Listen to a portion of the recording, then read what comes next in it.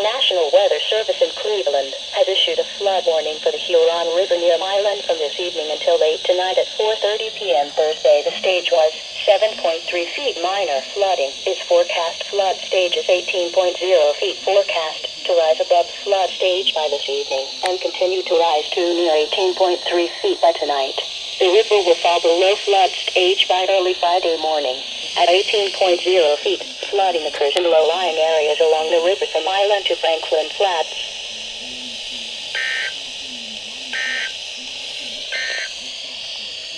Urgent weather message. A severe